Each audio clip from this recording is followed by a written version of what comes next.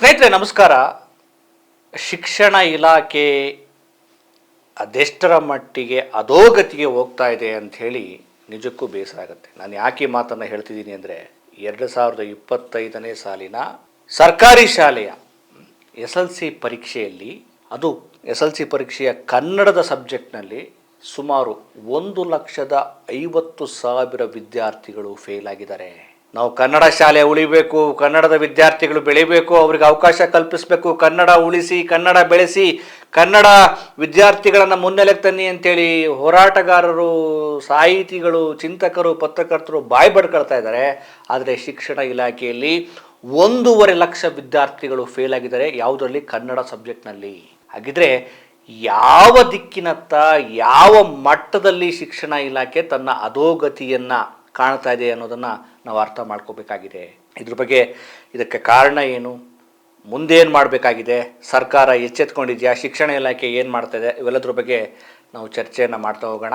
ನೀವಿನ್ನೂ ನಮ್ಮ ಚಾನಲ್ಗೆ ಸಬ್ಸ್ಕ್ರೈಬ್ ಮಾಡದೇ ಇದ್ದರೆ ದಯಮಾಡಿ ಸಬ್ಸ್ಕ್ರೈಬ್ ಮಾಡಿ, ಲೈಕ್ ಮಾಡಿ, ಶೇರ್ ಮಾಡಿ, ಮತ್ತು ನಿಮ್ಮ ಕಮೆಂಟ್ಸನ್ನು ಕೂಡ ತಿಳಿಸಿ. ನಾನು KJಹಳ್ಳಿ ಸುರೇಶ್.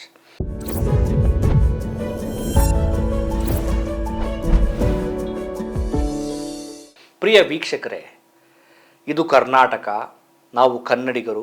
ಕರ್ನಾಟಕದಲ್ಲಿ ಕನ್ನಡ ಭಾಷೆ ಸಾರ್ವಭೌಮ ಭಾಷೆ. ಅದರಲ್ಲೂ ಕನ್ನಡದ ವಿದ್ಯಾರ್ಥಿಗಳು ಪ್ರಾಥಮಿಕ ಹಂತದಿಂದ ಹಿಡಿದು ಉನ್ನತ ಶಿಕ್ಷಣದವರೆಗೂ ನಮ್ಮ ಕನ್ನಡದ ವಿದ್ಯಾರ್ಥಿಗಳಿಗೆ ಆದ್ಯತೆಯನ್ನು ಕೊಡಬೇಕು, ಅವರಿಗೆ ವಿಶೇಷ ಒಲವನ್ನು ಕೊಡಬೇಕು. ಕನ್ನಡ ಅನ್ನದ ಭಾಷೆ ಆಗಬೇಕು.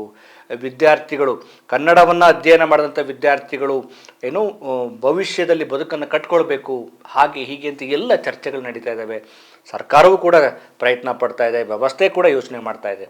ಆದರೆ ಈಗ ಆಗ್ತಾ ಇರೋದೇನು? ಶಿಕ್ಷಣ ಇಲಾಖೆಯಿಂದ ನಮಗೆ ಬರ್ತಿರುವಂಥ ಸುದ್ದಿ ಇದೆಯಲ್ಲ, 2025ರ ಈ ಸಾಲಿನ SLC ಪರೀಕ್ಷೆಯಲ್ಲಿ 1.5 ಲಕ್ಷ ವಿದ್ಯಾರ್ಥಿಗಳು ಫೇಲ್ ಆಗಿದ್ದಾರೆ. ಈಗ ಶಿಕ್ಷಣ ಇಲಾಖೆ ಏನು ಶಿಕ್ಷಣ ತಜ್ಞ ನಿರಂಜನ್ ಆರಾಧ್ಯ ಅವರ ನೇತೃತ್ವದಲ್ಲಿ ಒಂದು ಸಮಿತಿಯನ್ನು ರಚನೆ ಮಾಡಿ ವರದಿ ಕೊಡಿ ಅಂತ ಕೇಳ್ತಾ ಇದೆ. ಅವರು ತಜ್ಞರು ವರದಿ ಕೊಡ್ತಾರೆ. ಆದರೆ ಬರೀ ಈ ವರದಿ ತರಿಸ್ಕೊಳ್ಳೋದು, ನೀವು ಯೋಚನೆ ಮಾಡೋದು ಇಷ್ಟೇ ಆಯಿತಾ? ಏನು ಮಾಡಬೇಕಾಗಿದೆ? ಸರ್ಕಾರಿ ಶಾಲೆಗಳನ್ನು, ಸರ್ಕಾರಿ ವಿದ್ಯಾರ್ಥಿಗಳನ್ನು, ಕನ್ನಡದ ವಿದ್ಯಾರ್ಥಿಗಳನ್ನು ಅವರನ್ನು ಒಂದು ರೀತಿ ಚಿಂತನಾಶೀಲರನ್ನಾಗಿ, ಕ್ರಿಯಾಶೀಲರನ್ನಾಗಿ, ಪ್ರತಿಭಾನ್ವಿತರನ್ನಾಗಿ ಮಾಡೋ ನಿಟ್ಟಿನಲ್ಲಿ ಸರ್ಕಾರ ಏನು ಮಾಡ್ತಿದೆ ಯೋಚನೆ ಮಾಡಬೇಕಾಗಿದೆ. ನೋಡಿ, ನಾವು ಪ್ರಾರಂಭದಲ್ಲಿ ಏನೆಲ್ಲ ಸಮಸ್ಯೆಗಳಿರ್ಬೋದು ಅಂತೇಳಿ ನಾವು ಯೋಚನೆ ಮಾಡೋಣ. ಅದಕ್ಕೆ ಯಾಕೆ ಪೋಷಕರು ಇಂಗ್ಲೀಷ್ ಮೀಡಿಯಮ್ಗೆ ಹೋಗ್ತಾರೆ ಅಂದರೆ ಈ ರೀತಿ ಅಧ್ವಾನಗಳಾದಾಗ.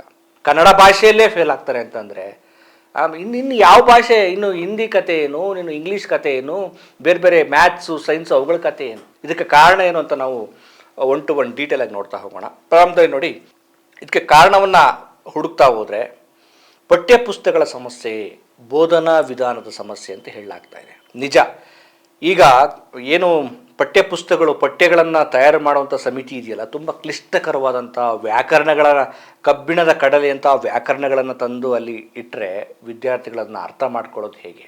ಅದು ಒಂದು. ಆಮೇಲೆ ಬೋಧನಾ ವ್ಯವಸ್ಥೆ, ವಿಧಾನಗಳ ಸಮಸ್ಯೆ ಕುಸಿದಿದೆ, ಇದು ಒಂದು. ಇನ್ನೊಂದು ಮುಖ್ಯವಾಗಿ ಪ್ರಾಥಮಿಕ ಹಂತದಲ್ಲೇ ವಿದ್ಯಾರ್ಥಿಗಳನ್ನು ಭದ್ರಪಡಿಸಬೇಕಾಗಿದೆ. ಈಗೇನು ರೂಲ್ಸ್ ಮಾಡಿದ್ದಾರೆ ನೋಡ್ರಿ, 1ನೇ ತರಗತಿಯಿಂದ 10ನೇ ತರಗತಿವರೆಗೂ ಯಾರನ್ನೂ ಫೇಲ್ ಮಾಡೋಂಗಿಲ್ಲ, ಪಾಸ್ ಮಾಡು. ಅವನು ಓದ್ತಾ ಇದ್ದಾನಾ, ಅವನ IQ ಲೆವೆಲ್ ಏನಿದೆ, ಅವನಿಗೆ ಒತ್ತಕ್ಷರ ಗೊತ್ತಿದೆಯಾ, ವ್ಯಾಕರಣ ಗೊತ್ತಿದೆಯಾ, ಭಾಷೆಗಳು, ಅಕ್ಷರಗಳ ಜ್ಞಾನ ಸಿಕ್ಕಿದೆಯಾ, ಅವನ ಸೆಂಟೆನ್ಸ್ ಫಾರ್ಮೇಷನ್ ಚೆನ್ನಾಗಿ ಗೊತ್ತಾಗ್ತಾ ಇದೆಯಾ, ಅವನು ಕನ್ನಡವನ್ನು ತಪ್ಪಿಲ್ಲದೆ ಬರೀತಾನ, ಅವನು ಯೋಚನೆ ಮಾಡಬಲ್ಲನ, ಅನ್ವೇಷಣಾ ಮನೋಧರ್ಮ ಇದೆಯಾ, ಇದು ಯಾವುದನ್ನು ಯೋಚನೆ ಮಾಡಲ್ಲ, ಪಾಸ್ ಮಾಡು. ಮೊದಲೆಲ್ಲ 7ನೇ ತರಗತಿಗೆ ನಾವೆಲ್ಲ ಬರೆದಿದ್ದೀವಿ, ಏನು ಪಬ್ಲಿಕ್ ಎಕ್ಸಾಮ್ ಇರ್ತಿತ್ತು, ಒಂದು ಭಯ ಕ್ರಿಯೇಟ್ ಆಗ್ತಿತ್ತು. ಭಯ ಅಂದರೆ ತುಂಬ ಹೆದರ್ಬೇಕಂತಲ್ಲ, ಒಂದು 7ನೇ ತರಗತಿ ಪಾಸ್ ಮಾಡಬೇಕು, ಅದೊಂದು ಸೀರಿಯಸ್ ಆಗಿ ತೆಗೆದುಕೊಳ್ಬೇಕು ಅನ್ನೋ ಥರದಿತ್ತು. ಅದನ್ನು ಕ್ಯಾನ್ಸಲ್ ಮಾಡಿದ್ರಿ. ಈಗ ಅವನು, ಆ ವಿದ್ಯಾರ್ಥಿಯ ಗುಣಮಟ್ಟ ಹೇಗಿದೆ, ಅವನ ಚಿಂತನಾ ಮಟ್ಟ ಹೇಗಿದೆ, ಅವನ ನ್ಯೂನ್ಯತೆಗಳೇನು, ಅವನ ಕೊರತೆಗಳೇನು, ಯಾವುದನ್ನು ಸ್ಟಡಿ ಮಾಡೋದಿಲ್ಲ, ಪಾಸ್ ಮಾಡು, ಮುಂದಿನ ತರಗತಿಗೆ ಹಾಕು. SLCಗೆ ಬಂದಾಗ ಇನ್ನೇನು ಮಾಡ್ತಾನೆ, ಅವನು ಡುಮ್ಕಿ ಹೊಡೆದು ಇನ್ನೇನು ಮಾಡೋಕ್ಕಾಗಲ್ಲ. ಇದು ಒಂದು ಸಮಸ್ಯೆ. ಇನ್ನು ನುರಿತ ಬೋಧಕರ ಸಮಸ್ಯೆ ಅಂದರೆ, ಈಗ ಎಲ್ಲ ಶಿಕ್ಷಕರು ಆ ರೀತಿ ಇದ್ದಾರೆ ಅಂತ ನಾನು ಹೇಳ್ತಾ ಇಲ್ಲ. ಈಗ ನೀವು ಆಯ್ಕೆ ಮಾಡಿಕೊಳ್ಳುವಂಥ ವಿದ್ಯಾರ್ಥಿಗಳಿಗೆ ಸ್ಪೆಷಲೈಸ್ಡ್ ಆಗಿ ರೂಪಿಸಬೇಕಲ್ಲ ಅವ್ರನ್ನ. ಅವರು ಬೋಧನಾ ಮಾಡುವಂಥ ವ್ಯವಸ್ಥೆ, ವಿಧಾನ ಇನ್ನೂ ಹಳೆ ಕಾಲದಲ್ಲೇ ಇದೆ. ಇನ್ನು ನೀವು ಬೋರ್ಡಲ್ಲೇ ಚಾಕ್ ಪೀಸ್ ತಗೊಂಡು ಬರಿತಾ ಕೂತ್ರೆ ಈಗಿನ ಟ್ರೆಂಡು, ಈಗಿನ ಯೋಚನೆಗಳು, ಈಗೆಲ್ಲ ಡಿಜಿಟಲ್ ತಂತ್ರಜ್ಞಾನ ಇದೆ. ಇವತ್ತಿನ ತಂತ್ರಜ್ಞಾನಕ್ಕೆ ತಕ್ಕ ಹಾಗೆ ಏನು ಫಸ್ಟು ಶಿಕ್ಷಕರನ್ನು ತಯಾರು ಮಾಡಬೇಕಾಗಿದೆ. ಆ ಶಿಕ್ಷಕರೇ ಇನ್ನೂ ಮುನ್ನೆಲೆಗೆ ಬಂದಿಲ್ಲ, ಅವರೇ ಮಾಡ್ರನ್ ಆಗಿಲ್ಲ, ಅವರೇ ತಂತ್ರಜ್ಞಾನಕ್ಕೆ ಒಳಗಾಗಿಲ್ಲ ಅಂತಂದರೆ ವಿದ್ಯಾರ್ಥಿಗಳು ಇನ್ನೇನು ಮಾಡ್ತಾರೆ? ಹಾಗಾಗಿ ನುರಿತ ಬೋಧಕರ ಸಮಸ್ಯೆ ಮತ್ತು ಪ್ಯಾಟ್ರನ್ ತುಂಬ ಹಳೇದು. ಕನ್ನಡ ಭಾಷೆ ಏನಂದರೆ ಒಂದು ಗಟ್ಟು ಹೊಡಿಬೇಕು, ಅವನು ಒಂದಷ್ಟು ಪ್ರಶ್ನೆಗೆ ಉತ್ತರವನ್ನು ಗಟ್ಟು ಹೊಡೆದು ಹೊಡೆದು ವಾಂತಿ ಮಾಡ್ಕೊಂಬಿಟ್ರೆ ಅವ್ನು ಪಾಸು. ಆ ಪ್ರಶ್ನೆಗೆ ಉತ್ತರ ಅವ್ನಿಗೆ ಅರ್ಥ ಆಗ್ಬೇಕಲ್ರಿ. ವೈಜ್ಞಾನಿಕವಾದ ಶಿಕ್ಷಣ ಅಂದರೆ ಇದೇನೆ. ಅವನು ಉತ್ತರವನ್ನು ಒಂದೇ ಉತ್ತರ ಅಲ್ಲ, ಒಂದು ಪ್ರಶ್ನೆಗೆ ಒಂದೇ ಉತ್ತರ ಅಲ್ಲ, ಒಂದು ಪ್ರಶ್ನೆಗೆ ಹಲವು ಉತ್ತರಗಳನ್ನ ಹುಡುಕುವ ಒಂದು ಈ ಅನ್ವೇಷಣಾ ಗುಣವನ್ನು ರೂಢಿಸ್ಬೇಕಲ್ಲ, ಅದು ಸಮಸ್ಯೆ. ಆಮೇಲೆ ಇನ್ನೂ ಈ ಶಿಕ್ಷಣ ಇಲಾಖೆಯ ಸಮಸ್ಯೆಗಳು, ಈ ಟೀಚರ್ಗಳಿಗೆ ಇನ್ಯಾವುದೋ ಜನಗಣತಿ ಮಾಡಿರಿ ಅಂತೀರಿ, ಮಕ್ಕಳಿಗೆ ಬಿಸಿ ಊಟ ಕೊಡಿ ಅಂತೀರಿ, ಅದನ್ನು ಕಲೆಕ್ಟ್ ಮಾಡೋ ಇದಕ್ಕೆ ಅವ್ರ ಒಂದು ರೀತಿ ಗುಮಾಸ್ತ್ರ ಥರ ಆಗಿ ಹೋಗ್ಬಿಟ್ಟಾರೆ. ಅವರು ಶಾಲಾ ಕೊಠಡಿಗಳಿಂದ ಹೊರಗಡೆ ಈ ದಾಖಲೆಗಳನ್ನು ಸಂಗ್ರಹ ಮಾಡೋ ವಿಚಾರಗಳಲ್ಲೇ ತುಂಬ ತಲೆ ಕೆಡಿಸ್ಕೊಂಡ್ಬಿಟ್ಟಿದ್ದಾರೆ. ಹೇಗೆ ವಿದ್ಯಾರ್ಥಿಗಳನ್ನು ರೂಪಿಸೋದಕ್ಕೆ ಸಾಧ್ಯ ಈ ರೀತಿ ಇದ್ದಾಗ? ಇದು ಒಂದು ರೀತಿ ಸಮಸ್ಯೆ. ಆದರೆ ಇನ್ನು ಮೂಲಭೂತ ಸೌಲಭ್ಯಗಳ ಕೊರತೆ. ಸರ್ಕಾರಿ ಶಾಲೆಗಳನ್ನ ನೋಡಿದ್ರೆ ಗೊತ್ತಾಗುತ್ತಲ್ಲ ಯಾವ ರೀತಿ ಇದ್ದಾವೆ. ಅಬ್ಬಾಬಾಬಾ, ಒಂದು ಕಿಟಕಿ ಇರಲ್ಲ, ಕಿಟಕಿ ಇಲ್ಲ ಇದ್ರೆ ಮೇಲೆ ಮೇಲ್ಚಾವಣಿನೇ ಇಲ್ಲ. ಮಳೆ, ಕೆಲವೊಂದು ಶಾಲೆಗಳು ನೋಡಬೇಕು, ಮಳೆ ಬಂದರೆ ಮಕ್ಕಳು ನೆಂತ್ಕೊಂಡೇ ಪಾಠ ಕೇಳಬೇಕು. ಯಾವಾಗ ಕುಸಿದು ಬೀಳುತ್ತೋ, ನಾವೇ ಮಾಧ್ಯಮಗಳಲ್ಲಿ ಎಷ್ಟೊಂದು ಮಾತಾಡಿದ್ವಿ, ಈ ಶಾಲೆ ಯಾವಾಗ ಕುಸಿದು ಬೀಳುತ್ತೋ ಅಪಾಯದಲ್ಲಿ ಮಕ್ಕಳು. ಇಂಥ ಸೌಲಭ್ಯ ಇಲ್ಲ, ಇಂಥ ರೀತಿ ನರಕ ಥರದ ವ್ಯವಸ್ಥೆಗಳನ್ನ ನೀವು ರೂಪಿಸಿದ್ರೆ ವಿದ್ಯಾರ್ಥಿಗಳು ಹೆಂಗ್ರಿ ಆರಾಮಾಗಿ ಪಾಠ ಕಲಿಯೋದಕ್ಕಾಗತ್ತೆ?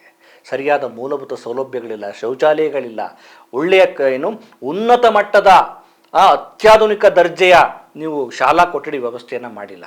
ಈಗ ಇನ್ನೇನೋ KPS ಮಾದರಿ ಶಾಲೆಗಳನ್ನ ಮಾಡ್ತೀವಿ ಅಂತ ಹೇಳ್ತಿದ್ದೀರಿ. ಈಗ ಅದರ ಸಾಧಕ ಬಾಧಕಗಳನ್ನ ಯೋಚನೆ ಮಾಡಬೇಕಾಗಿದೆ. ಅಂದರೆ ಒಂದು ಕಡೆ ಒಂದು KPS ಶಾಲೆ ಮಾಡಿದ್ರೆ ಕೆಲವು ಶಾಲೆಗಳ ಪ್ರಾಥಮಿಕ ಶಾಲೆಗಳನ್ನ ಮುಚ್ಚಿಬಿಟ್ಟು ಎಲ್ಲವನ್ನು ಅಲ್ಲಿಗೆ ಸೇರಿಸೋ ಥರ ಪ್ರಯತ್ನ ಮಾಡ್ತಾ ಇದ್ದೀರಿ. ಆದರೆ ಇದು ಎಷ್ಟರ ಮಟ್ಟಿಗೆ ಇದರ ಸಾಧಕ ಬಾಧಕಗಳೇನೋ ಚರ್ಚೆ ಆಗಬೇಕಾಗಿದೆ. ಎಷ್ಟೋ ವಿದ್ಯಾರ್ಥಿಗಳಿಗೆ ನೀವು ಆ ಹಳ್ಳಿಲಿ ಒಂದು ಶಾಲೆ ಇತ್ತು ಅಂದ್ರೆ ಅವ್ನು ಅಟ್ಲೀಸ್ಟ್ ಅವ್ನು ಶಾಲೆಗಾದರೂ ಹೋಗ್ತಾನೆ. ನೀವು ಅದನ್ನು ಮುಚ್ಚಿದ್ರೆ ಅವ್ನು ಮತ್ತೆ ಪಕ್ಕದ ಊರಿಗೆ ನಡ್ಕೊಂಡು ಹೋಗಬೇಕು. ಅದಕ್ಕೆ ಬಸ್ ವ್ಯವಸ್ಥೆ ಏನು, ಸಾರಿಗೆ ವ್ಯವಸ್ಥೆ ಏನು, ಅದ್ರ ಬಗ್ಗೆನೇ ಯೋಚನೆ ಮಾಡಬೇಕಾಗಿದೆ. ನೀವು ಬರೀ KPS ಶಾಲೆಗಳಿಗೆ ಫೋಕಸ್ ಮಾಡಿದ್ರೆ ಮತ್ತೆ ಬೇರೆ ಇನ್ನುಳಿದ ಸರ್ಕಾರಿ ಶಾಲೆಗಳ ಕಥೆ ಏನು? ಅಂದರೆ ಇದು ಸರ್ಕಾರಿ ಶಾಲೆಗಳೇ, ಬೇರೆ ಶಾಲೆಗಳ ಕಥೆ ಏನು? ಇದು ಒಂದು ಸಮಸ್ಯೆ. ಆಮೇಲೆ ಭಾಷಾ ಅಭಿಮಾನ. ನಮ್ಮ ಮಕ್ಕಳಿಗೆ ಭಾಷೆ ಬಗ್ಗೆ ಅಭಿಮಾನ ಬರಬೇಕು, ಪ್ರೀತಿ ಬರಬೇಕು, ಅದನ್ನು ಮೂಡಿಸ್ಬೇಕು. ಈ ಭಾಷೆಯನ್ನು ನಾನು ಓದಿದರೆ ನನಗೆ ಒಳ್ಳೆ ಕೆಲಸ ಸಿಗುತ್ತೆ, ನನ್ನ ಭಾಷೆಯ ಇತಿಹಾಸ ಏನು, ಸಂಸ್ಕೃತಿ ಏನು, ಪರಂಪರೆ ಏನು ಅಂತೇಳಿ ನೀವು ಬಿಂಬಿಸ್ಬೇಕಲ್ಲ. ಫಸ್ಟ್ ಆಫ್ ಆಲ್ ನಮಗೆ ಗೊತ್ತಿರಲ್ಲ, ಶಿಕ್ಷಕರಿಗೆ ಗೊತ್ತಿರಲ್ಲ. ಏನೋ ಒಂದು ಪಾಠ ಮಾಡ್ತಾರೆ, ಮನೆಗೆ ಹೋಗ್ತಾರೆ. ಭಾಷಾ ಅಭಿಮಾನ ಇದ್ದಾಗ ವಿದ್ಯಾರ್ಥಿಗಳು ತುಂಬ ಪ್ರೀತಿಯಿಂದ ಆಪ್ತತೆಯಿಂದ ಕಲಿತಾರೆ ಅದನ್ನು. ಆ ಭಾಷಾ ಅಭಿಮಾನದ ಕೊರತೆ ಇದೆ. ಶಿಕ್ಷಕರ ಕೊರತೆ.